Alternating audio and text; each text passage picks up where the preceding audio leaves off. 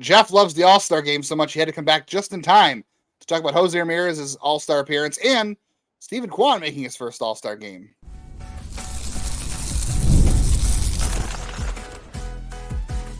You are Locked On Guardians, your daily podcast on the Cleveland Guardians. Part of the Locked On Podcast Network, your team every day. Hello, everyone, and welcome to the show. This episode of Locked On Guardians is brought to you by Booking.com. Booking.yeah, the right state can make you a fan of any city, even your rivals. I don't know about that, but hey, let me say that. Check out Booking.com for your stay today. Didn't go anywhere fun on vacation. This is just 3 hours of yard work today to make my yard not look like a jungle before the holiday. I want to thank all of you who are everydayers, listeners. I want to thank you for making Locked On Gardens your first listen today and every day, wherever it is you get podcasts. I'm Jeff Ellis, one of the original hosts on the Locked On MLB network. Before that, I was the nationally featured draft and prospect analyst for Scout and 24/7, as well as your fifth favorite blogger at every Cleveland sports blog that has or will ever exist. I'm Justin Latta. You're probably sick of my voice if you've been listening with Jeff out, but I am one of your co-hosts. Been covering the Guardians minor league system since 2007 for a various amount of sites over that time. You probably remember me from Guardians Baseball Insider, where I was the editor, and the News Herald, the Morning Journal. Well, I'll be covering a lot more coming up on the draft, and also can find me at Prospects Live occasionally. And of course, this is Locked On Guardians, as Jeff said. And today we have to get into Guardians All-Star appearances. Stephen Quan makes his unprecedented ascent to All-Star starter.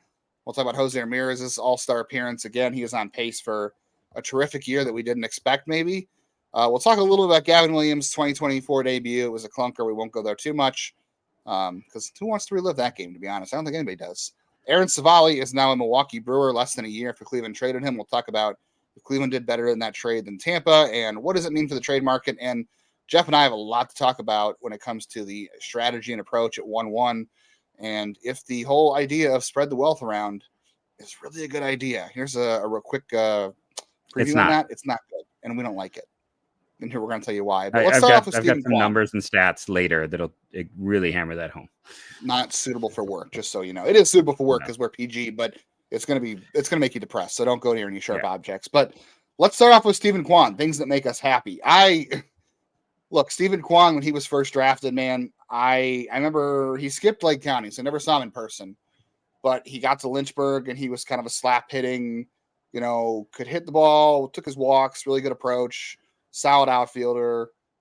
And I was like, yeah, this guy looks like he's going to be like a nice major leaguer. He'll be like a fourth outfielder maybe.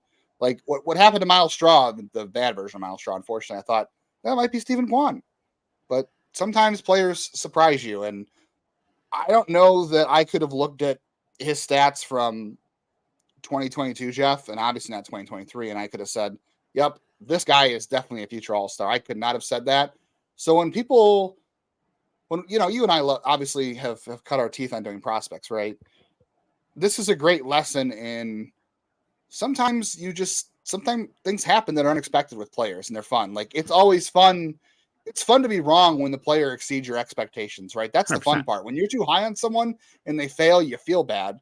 Like Will Brennan earlier this year, but it's just a good lesson. He was playing well in June, in fairness, before he got hurt. Like I miss Will Brennan right now. I got to be honest. Yeah, no, for sure. This is fun, I think this is unexpected. It is, and you'll have a lot of truthers telling you that they were like all on. And there are a lot of people who are fans of Quan after the 2021 season, but no one expected this. And I think one of the things you have to credit is it's a funny thing. Like this made me think of Brian Barton, which is maybe a name that people don't know. Yeah. But Brian Barton was a really good center fielder for the University of Miami who went undrafted because he was an aeronautics engineer and teams thought he was too smart. And he is one of my great what ifs because he actually had a really good rookie year after being taken to Rule 5. And I know this isn't about him, but this is to kind of say, there was a time where like intelligence was a negative. And I think a lot of what Quan has done is just he drills deep on the numbers, he focuses in, he spends a lot of time looking and changing and adapting. It's a lot of things we talk about with Travis Bazzana, honestly. If I want to wrap around, they both go to the same school, I think. They do. Hmm. A school that has been maybe the most successful at They have another players to the big all-star leagues. starting this year too, somewhere else. Just saying. They do. So it is. I think basically, his strongest muscle is his brain. He's small. He's undersized. He's been doubted his whole career. I doubted him a year ago on this very show. So, if I'm going to call out my successes, I'm also going to call out my failures. I thought, he's probably going to be an average hitter for his career. But he went out, he did the work, and he's a different guy this year. And I think a lot of it's not physical traits with him. It's intelligence. It's figuring out what he needs to do, and it's hard work, and it's putting in effort. The negative Nancy side of this for me is the one where I'm like, here we go. This might get me in trouble. It's not about him or performance. There's always this part of me that, like, when he was named an all-star starter, I'm like, oh, there goes his arbitration number is going up. The chance of that contract extension is getting harder. Like, we know that, like, this stuff comes up in arbitration, that, like, all-star appearances, all-star starts, awards, and being a small market fan of a team that really has not spent money in like 25 years. And listen, I even commented a few years ago, it's like, there's the Jay Bruces and the moments where they have spent, but like, it's like Stockholm syndrome. I'm like so afraid of anything that's going to increase payroll in a way that isn't controllable. I'm not saying they're going to trade him away because of this. I'm just saying it makes it harder for people. Always ask us about Stephen Quan extensions, and like this makes it a little bit more difficult. So that's my negative Nancy. The overall view, though, it's like, kudos to him. He put in the time, effort, and he's an undersized guy who's an okay runner who has turned himself to maybe the best defensive left fielder in baseball and is battling for a batting championship. So that's all. It's coaching and it's Quan. Yeah, it's important to pay attention to. This is why we always say, like, don't scout the stat line, because you don't know. The stat line won't tell you what changes players are working on. Like Stephen Quan coming into 2022 when he was 2021 in AAA and AA is where the breakout really first happened. And it was what he's doing now. It was pulling pitches on the inner third. It was taking shots to try to take the ball down the right field line. And I don't know if he got away from that in the majors, but because it's what helped him break out in the minors. And then this year, like, even if he wasn't an all-star this year, he's still having a great career.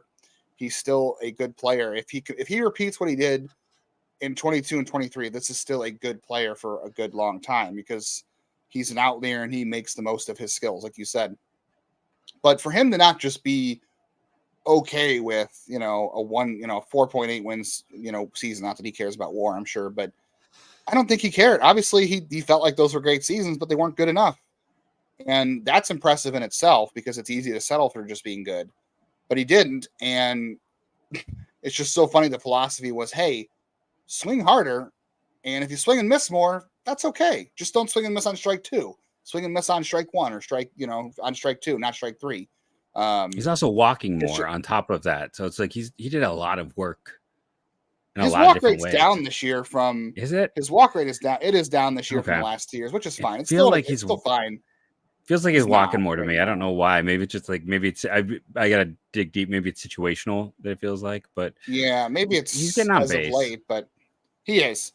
It's just, again, it's the changes, and it's important to. This is going to tie into draft stuff too, but it's important to look at what changes players are making. Are they making smart adjustments? Like Stephen Quan literally is making the adjustment to, I'm going to take a harder hack on 0-0 fastballs, on 1-0, on 2-1, because it's okay if I swing and miss, because I'd rather swing and miss. This is what, Zach wrote about him earlier in the year. It's okay if I swing and miss on 2-0 because I have another 2 strikes to play with. And if I get to 2 strikes and I ground out, then whatever, but that's better than a ground out to second base on 2-0, but I avoided a strikeout. That's the whole thing. It's just hilarious. This whole thing came from, hey, swing harder. Like, just in case you miss, oh well. But pay attention to meaningful changes, right? That's why, again, like I was going back to saying, you can't scout the stat line because you don't know what a guy is focusing on. And it's important to know, is this player focusing on the right development pieces? And this goes into Travis Bazzana as well. He went out to drive line and worked on a way to get his barrel through the zone more so he could pull the ball more and lift the ball more, because that leads to more power. Boom. Stephen Quan, not necessarily doing the same thing, but he's done weighted bat training. And he, like you said, he relies on his brain because he's not the biggest guy. And he's on pace for 14 home runs this year. That's great. But he's going to hit a ton of doubles. He's still stealing bases. He's still a Gold Glove outfielder. That he has nothing else has changed. He's just hitting for a little more pop. And it's all because of his work and just working smarter. And again, none of us predicted this because you didn't know this was the kind of thing he was going to work on. He was going to make an adjustment to. So that's why it's a good lesson in not putting ceilings on guys, but also not just looking at stats, paying attention to what kind of work guys are putting in. So it's a lot of fun. Yeah, no, like I know we're running out of time in segment, but when I was going through all of our advanced data, when I sat there and put that all together, it's like the highest increase in 90th percentile exit velocity this year, Bazana. I'm going to track that for Quan and see as well, but it's interesting to see those things. And, you can get more out of the tools you have if you study and work hard. Like, it's like anything in life. Like, you can game the system, and Quan was successful in that. And he can't do this without making contact already. He already has the foundation, which is what Cleveland likes. But I will say, him and Jose Ramirez making the All-Star team, just kind of is gonna tell them we're doing the right thing here. But are they? We'll talk about that later, and we'll talk about some of this game in the second segment, as well as Jose Ramirez's next All-Star appearance as well.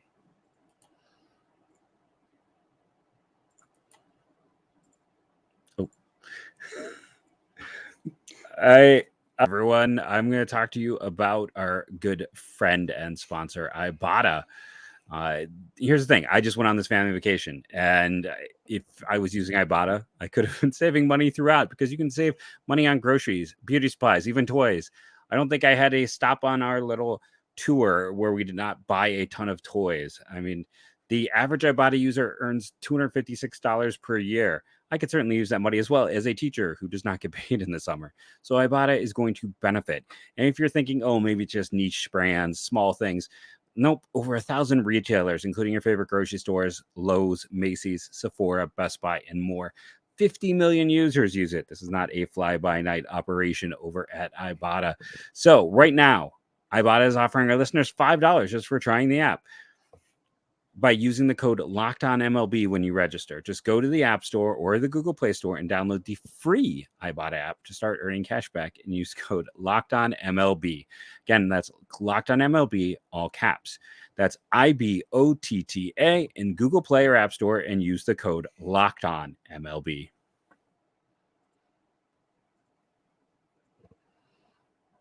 If you are tired of hearing about opinions on your team that don't make sense because that's not covered by local people who know your team best, head on over to the Locked On Sports Today channel on YouTube or Amazon Fire TV channel apps. You've got local analysts and opinion and hosts like us who know your team better than the national pundits, and we're not screaming and yelling all the time, maybe sometimes, but we're not screaming like that, and it's a lot more fun. So check out all the local hosts and get all the opinions on people who know your team the best over the Locked On Sports channel over on YouTube, streaming 24/7. Part of the Locked On Podcast Network, where we cover your team every day. We can't move on to, I don't really want to move on to Wednesday's game because it was ugly, but we can't move on to the little bit about Gavin Williams we need to talk about until we obviously give Jose Ramirez his flowers for another All-Star appearance, number 6 for him. I believe this is start number 3. We thought he was going to get on reputation this year alone, but he had a great month of May after a average April. And he has just been good ever since. He is on pace for 45 home runs, which would be a career high. I was wrong. I can admit that. You get some. And maybe this is where I got to learn that lesson, that I got to stop. Waiting on the short kings to fail.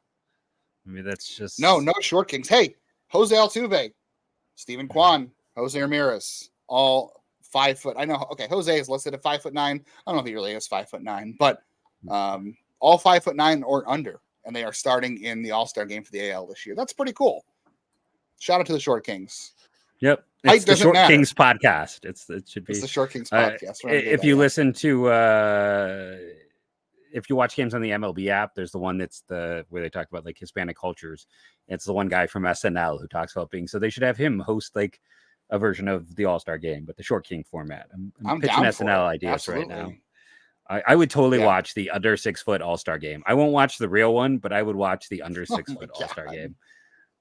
Oh my God. Yeah. So Jose is on pace for his best year ever in terms of power, which is incredible because he had a 607 slugging in 2020. We're going to throw 2020 out, but he's darn near close to his And he 2017 spent the totals. first month like looking somewhat cooked too. That's what's amazing about it. I don't know. The chase rate was not great, and he was just not hitting. And he had some power in the month of April, but that was about all he was really doing. And it was a 99 WRC plus. Yeah. And since then he has been terrific. Obviously the month of July through a couple of games, nothing special, but it's been a couple of games and everybody's no kind one's of done anything special, unfortunately, in July so far. They have not. They won the first game of July, so that's something. But yeah, shout out to Jose Ramirez. Never gets old watching that guy play any day of the week, and deserves to be the All-Star starter. And again, he is the most important player in this franchise's history. I think he is going to pass more records again this year.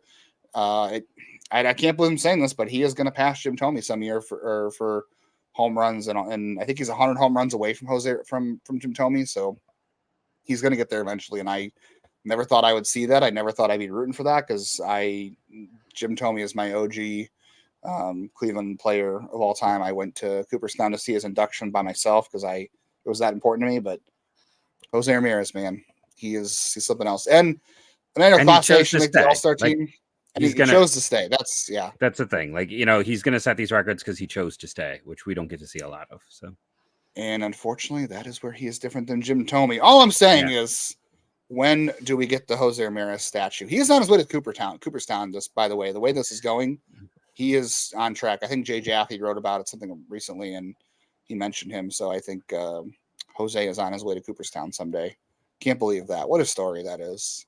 Speaking of guys that you just never thought would get there, like I remember seeing Jose in Lake County in 2012. Like the guy was a great player when he got there, but and everybody who saw him play there was like, yeah, this guy's going to be a great player. But again, nobody said, yeah, he's a future Hall of Famer. He's a guy who's going to hit 40 home runs some year. Nobody ever said that. So again, it just shows you that sometimes this works. He spent most of his time in the minors being the lesser Jose Ramirez to the Yankees pitching prospect. Yeah, there was a year on MLB The Show where they had his player picture wrong. It was by the time that happened, he was on the Braves. They're Jose Ramirez, and they had his picture as the Guardians Jose Ramirez, which was hilarious. But man, yeah, what a story for him. And yeah, the only thing here's my turn to be a negative Nancy on this, or negative Ned, whatever you want to say there. The Guardians love these types of guys who are undersized, the contact kings, and they want to say, well, we can turn contact kings into power kings. And it's working in 2024 in terms of a team approach. It really has worked for them because they're top 10 in home runs, or even more than that, I think. But this is what leads them to continue to stick with this approach when you have, again, what do we always say, Jeff? Unicorns. Steven Quan is now a unicorn. He's a unicorn. He is. And Jose Ramirez has been a unicorn his entire pro career. And they keep taking unicorns. They keep taking Daniel Espinos and whatevers, right? They keep thinking, well, Jose Ramirez and Steven Quan worked out, so we can do it again. And the truth is, unicorns are unicorns for a reason because they barely exist. You barely get a glimpse of them. But these are like reaffirmations that this works. And as much as I love Quan and Jose Ramirez, they are the exception to the rule. But when these two guys make all-star teams, when they were unexpected, it's going to lead them to say this approach is working. We're going to keep doing it. We're going to keep looking for unicorns. And it's just not always the best way to do it because it doesn't always work out this well. These guys are special. Yeah, we've talked about this a lot on the show, like that they got to stop chasing unicorns. And it's one of those things where you're lucky when you have them, but don't expect to be able to locate them. They're rare for a reason. And like I said, Jose is that guy who undersized, bounced around positionally, took him a bit to figure it out, up and down, never a top 100 guy. It just kind of shows the importance of perseverance, work ethic. And again, very smart dude, put in the time, spends a lot of time, living the game. Like he is a baseball rat. Like the importance of these things seem to be what helps for some players overcome. But we got to talk some draft stuff. We Talk didn't really Gavin talk about Williams, trade Gavin market, Williams. draft. We got to talk Gavin Williams a little bit and ask, where did the slider go? That's pretty much what it's going to be. Where did the slider go? We'll fit in the Aaron Civale thing real quick, but we also want to get into the draft. Maybe we'll push the draft thing off, maybe, because that's a longer discussion and we have lots of time to talk about that still. But we'll get into more of that today for sure. So continue to stick around on today's Locked On Guardians.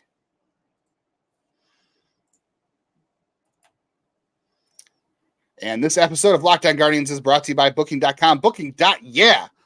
Summer travel is heating up, especially for baseball games. I know Jeff is going to be booking a room in Texas to go see the All-Star game. It is his favorite event, and Booking.com is the perfect way to do that because it's always a place he's wanted to go, and it's always a game he's wanted to see in person. I use Booking.com when I made my trip to Cooperstown to see Jim Thome. Maybe one day I will use Booking.com to book a room in Utica once again to go see Jose Ramirez inducted into the Hall of Fame because it worked out well for me that time. I could not get a room anywhere near Cooperstown because it was sold out. And quite frankly, it was a great decision because I wasn't near all the mess and traffic, and it made for a nice scenic drive through the countryside of New York to get to Cooperstown. So Booking.com, big thumbs up from here. From hotels that overlook stadiums and family-friendly resorts, they've got a lot of choices across the U.S. as you are making your travel plans. This MLB season, the right stay can make you a fan of any U.S. city, even your rivals. Book today on Booking.com or on the site in the Booking.com app. And the Guardians game was a sellout on Wednesday. They didn't see a great game, but it was a sellout. A lot of fun, fireworks. Going to be a lot of tickets off the market this weekend as the Guardians host the White Sox on July 4th weekend, as well as the Giants. And that Game Time is the authorized ticket marketplace in Major League Baseball, so it makes getting tickets faster and easier, and prices actually go down the closer you get to first pitch. So if you are waiting to the last minute to go to a game in Cleveland this weekend when the tickets might be limited, you can get a great deal by waiting to the last minute by using Game Time, and they have the all-in pricing. So if you buy a ticket for $40, it's going to be $40 at checkout, or they're going to tell you what it's going to be at checkout. It's not going to be, hey, this is $40, and all of a sudden it's $80. No, you're going to know before you get to checkout, and you'll get a view of your seat with their seat views on the Game Time app as well. All good stuff there. So take the guesswork out of buying MLB tickets with Game Time. Download the Game Time app, create the account, and use our code LOCKEDONMLB for $20 off your first purchase. Terms apply. Again, create our account and redeem code LOCKEDONMLB. That's LOCKEDONMLB for $20 off that first purchase. Download Game Time today. Last minute tickets, lowest prices guaranteed. Guardians have an afternoon game, so if you haven't if you listened to this before the game on Thursday on July 4th, and we hope you're having a happy and safe July 4th, check out your SiriusXM app to find the game. Just search Guardians. I believe, Jeff, that Drew Thorpe was going. He has been scratched, according to the White Sox. Hug watch season? Who knows? But it is definitely going to be a bullpen game for them, I think, or they're calling somebody up possibly, and it's Ben Lively, who has all the options in the world for that one. The king of options. Jeff, unfortunately, Gavin Williams thinks he's out of options with throwing his slider. He did not throw a single slider against the White Sox in a very lackluster debut. And we went back and looked at the data from his minor league starts, and he did not throw a single slider in any of his rehab outings. He is all fastball, cutter's new, and a couple of curveballs. And probably good he didn't throw the changeup because his changeup was bad last year anyway. Not good, yeah. All fastballs, and Gavin Williams has a great fastball, but at some point you throw too many and teams are looking for it and they're ready. And I think that's kind of what happened here, but just very weird that there was no slider. I'm very confused. Yeah, because the slider fastball were his bread and butter a year ago. And I should probably give a shout out. One of our listeners actually reached out to me via Twitter to ask this question. So Sean, reached out and asked, like, hey, why isn't he throwing it? I don't know, outside of unless there's some kind of fear with the elbow issue, because it has been his last year. Those two, his fastball and his slider were head and shoulders his best ones. His curveball did generate a lot of whiffs, Justin pointed out. So it's like he had a really solid 3-pitch mix. And I know we've kind of turned into like the early 2000 White Sox, and we teach everyone how to throw a cutter now. That was like the old joke as the White Sox for a long time there. It was that's what made Esteban Loaiza a pretty decent pitcher for a while before, criminal drug possession, I believe. But everyone's learning cutters, and I don't. There was no reason for him to learn a new pitch. Like, he had 3 solid pitches. So I don't love it not being there. I don't know either. Very weird. Yeah, we'll see. I mean, I know I had people saying, "Oh, you thought he was going to be better than Tristan McKenzie." Go look at Tristan McKenzie's last couple of starts and go look at Gavin Williams. Gavin Williams made it 4 innings and only gave up 5 runs, and none of them were on home runs. And he only walked 2 batters. If you think that's not better than Tristan McKenzie, then I don't know what you're watching. But that was better, but it wasn't great. I think he'll be fine. Just keep an eye on what the slider situation is, because that's bizarre and hopefully not concerning. Weird. But it's one start. It is one start. I would love to have someone ask him about that. Like, where'd the slider go? Yeah, might be able to put in a DM. Maybe our friend Andre can get into that. Speaking of lots of pitches, Aaron Civale. Really, let's move through this as quick as we can and get into the draft. Does this stuff. mean that Tobias Myers is available for trade? I had to bring Tobias Myers, and of course he's pitching really. By the way, Myers is pitching really well. Myers has turned into the guy Cleveland thought they were getting. He's not patient enough with him. Yeah. Funny that on Yahoo, Tobias Myers is on Yahoo's Fantasy Sports. His headshot on Yahoo is still an NA Guardians hat. He's with the White Sox since then, and the Giants. Brewers. No, White Sox are before Cleveland, or is that the same year? Cleveland, White Sox San was Francisco. after. Yeah.